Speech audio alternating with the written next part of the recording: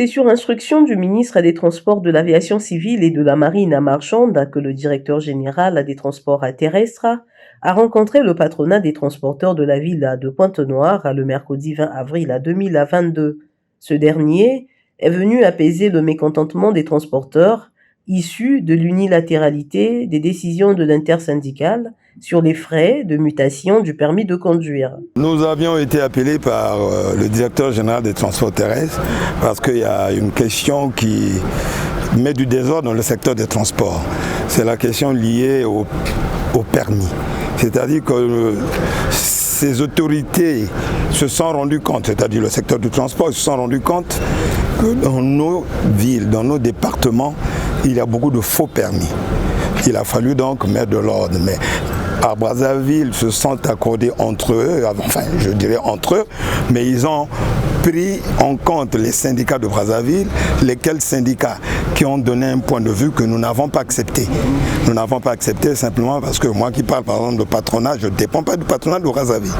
Donc il a fallu qu'ils reviennent ici, de sorte que toutes les entités syndicales existantes dans les départements prennent part au débat.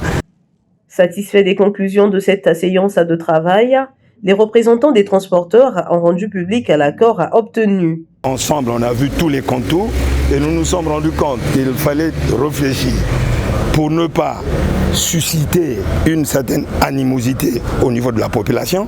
Qu'est-ce qu'il fallait faire? Donc il a fallu d'abord aller dans le sens de la création d'une commission qui regardera dans le détail les questions nous concernant.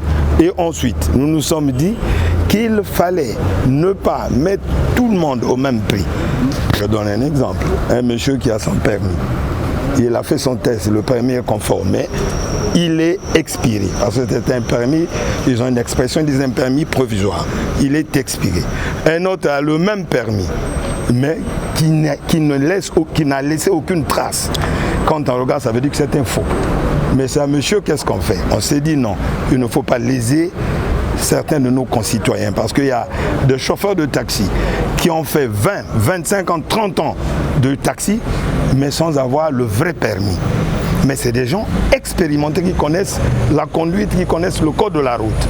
Mais il a fallu donc réfléchir comment ramener ce qu'on peut appeler brebis galeuses, bon, c'est nos frères égarés, comment faire de sorte qu'ils soient dans le vrai. Celui qui a son vrai permis, quand on regarde, le permis a laissé des traces. Celui-là, c'est 25 000 francs. Mais celui qui a le faux permis, comme nous ne pouvons pas rendre officiel le faux, qu'est-ce qu'il a fallu faire? On s'est dit, pour celui-là, ça peut être le même montant, parce qu'il y a d'abord une période de remise à niveau, et d'examen. En ce moment-là, les charges inhérentes à tout ça, on fait qu'à celui-là, on demande 50 000. En attendant l'entrée en vigueur de la décision de la Direction générale de retirer de la circulation l'ancien permis de conduire, le patronat des transporteurs travaillera en commission pour permettre un atterrissage en douceur.